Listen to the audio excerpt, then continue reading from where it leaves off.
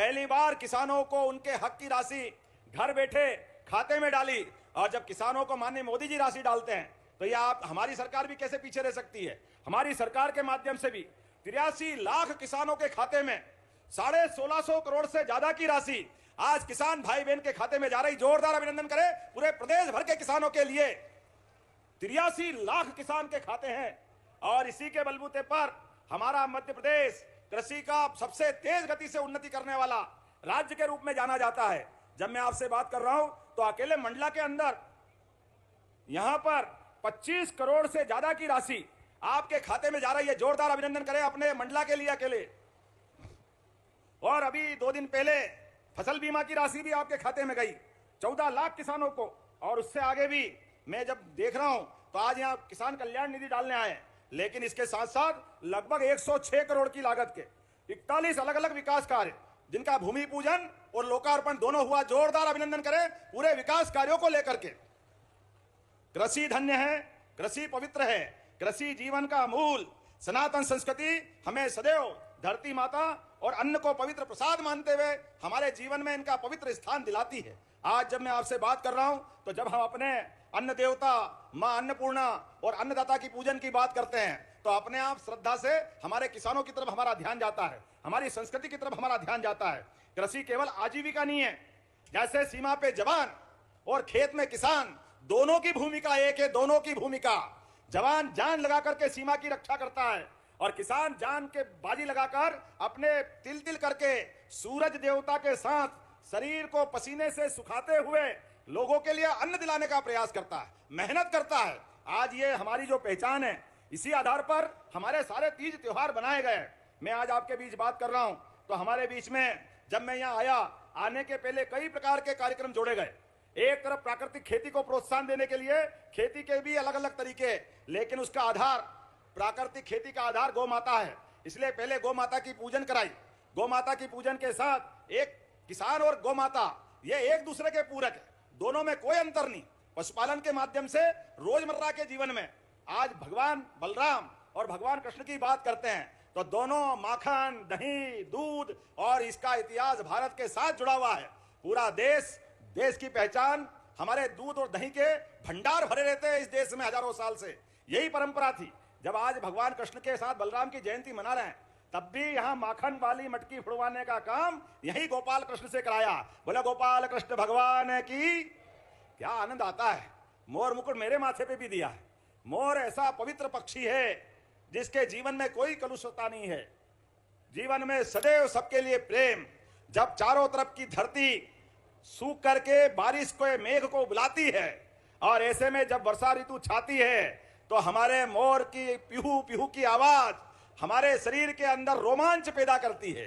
श्रद्धा के साथ हमारे सारे तीज त्योहार याद रहने लगते हैं। इसलिए पवित्रता के मामले में मयूर पक्षी की प्रेरणा इस संस्कृति के साथ सदैव जानी जाती है और यही गांव की संस्कृति है, यही ग्रामीण संस्कृति है। इसलिए हो सकते बड़े बड़े राजा महाराजाओं में कोई सोने का मुकुट, कोई चांदी का मुकुट, कोई हीरा और पन्ना लगा के आनंद करता था, लेकिन हमारे गोपाल कृष्ण और बलराम ने जीवन भर गांव की संस्कृति को सिर पे लगाकर सदैव मोर मुकुट से गांव को प्रणाम करने की संस्कृति दी है। जोरदार किसान भाइयों, आप लोग हमारे चैनल को सब्सक्राइब कर लीजिए क्योंकि आज मुख्यमंत्री डॉक्टर मोहन यादव जी ने मंडला से कई करोड़ रुपए की सौगात दी है।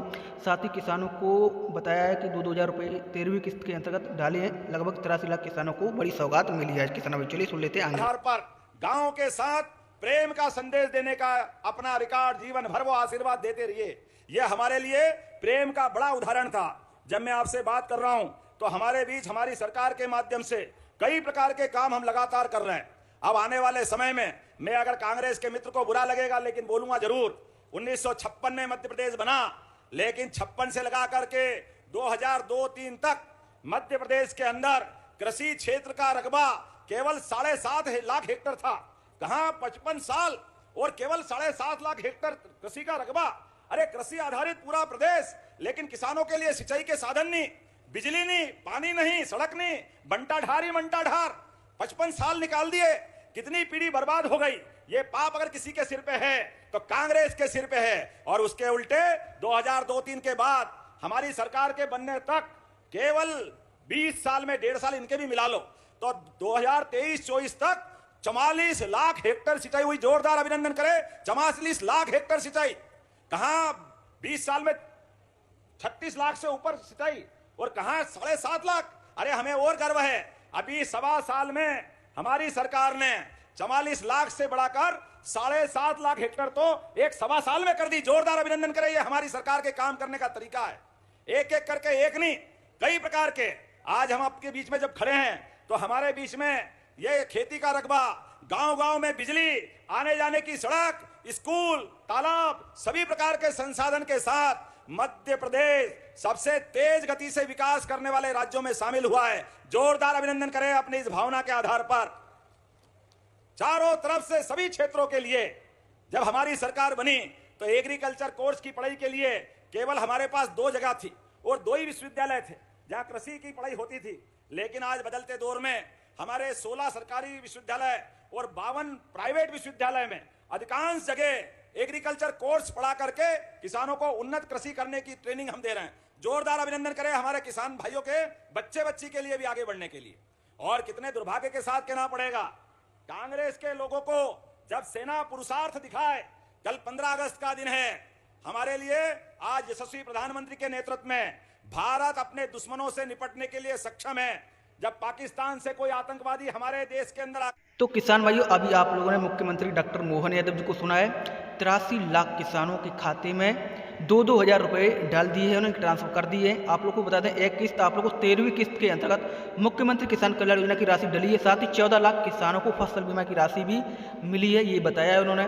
जो फसल बीमा राशि है वो 14 लाख किसानों के खाते में फसल बीमा की राशि पहुंची है। साथ ही लाडली बहनों को लेकर जबरदस्त ऐलान। आप लोग को बता दें कि लाडली बहना योजना की आने वाली अब 28वीं किस्त है, वो आप लोग को मिलने वाली है अगले महीने, यानी कि अगस्त चल रही है, सितंबर में मिलेगी।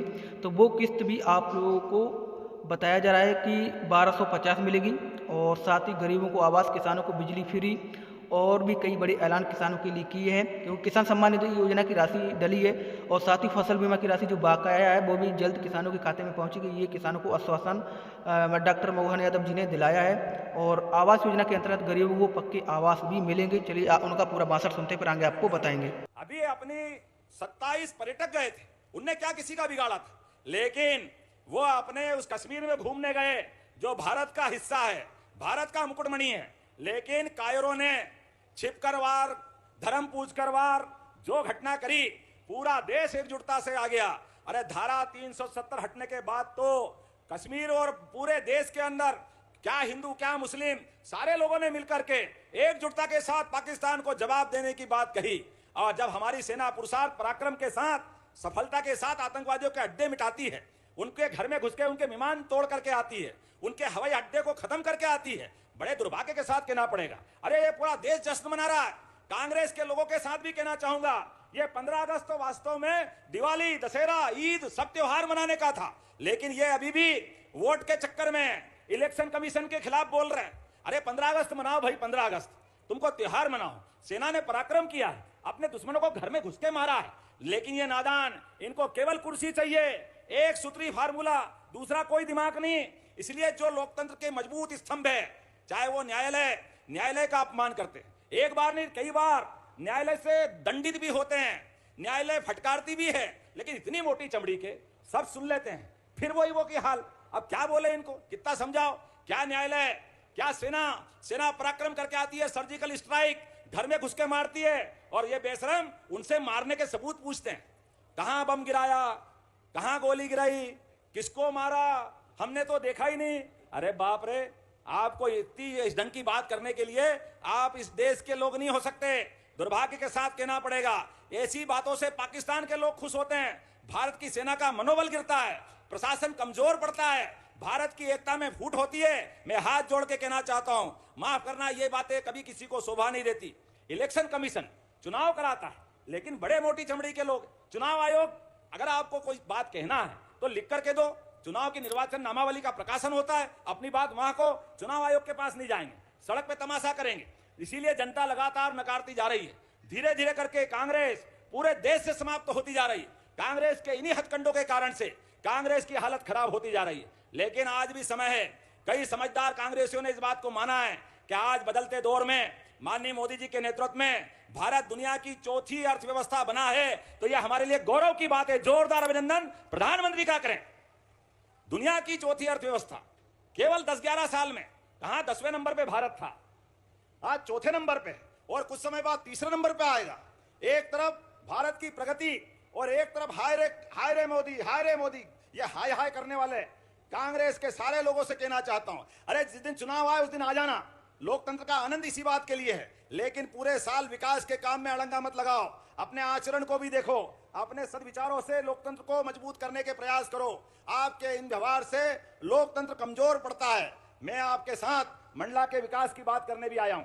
मंडला चारों तरफ से परमात्मा ने, प्रकृति ने खूबसूरत जगह दी है, कई प्रकार की संभावना दी। ऐसे में सिंचाई का रकबा भी बढ़ाने के लिए हम लगातार काम कर रहे हैं। किसानों के लिए भी सोलर पंप योजना देकर बिजली के बिल से ही छुट्टी कराने वाले हैं। कई प्रकार के कामों के आधार पर मैं आज आपके बीच बहुत सारी बात कह सकता था, लेकिन मौसम बिगड़ रहा है। मेरे पास चिट्ठी आ रही है, हेलीकॉप्टर उड़ नहीं पाएगा, जल्दी जाना पड़ेगा। लेकिन हमने तय किया था हमारे प्रत्येक जिले की प्रत्येक विधानसभा तक, चाहे हम चुनाव हारे या जीते, हमारा काम हमारी बात को जनता के बीच रखने का। इसलिए आज आपकी विधानसभा में भी आए और हमने अपनी बात कही है। विकास के मामले में हम इसी प्रकार से लगातार काम करते जा रहे हैं। आने वाले समय में आज जिस प्रकार से हमने 70 करोड़ 62 लाख की लागत से 21 आश्रम, छात्रावास भवन, सामुदायिक भवन, सांस्कृतिक केंद्र और अन्य निर्माण कार्य कराए, इनका हमने अपना भूमि पूजन किया है। जब मैं आपसे भूमि पूजन की बात कर रहा हूं तो लगभग 12 करोड़ 49 लाख की लागत से बिछिया में मदनपुर नेजार मार्ग, नकावल पहुंच मार्ग,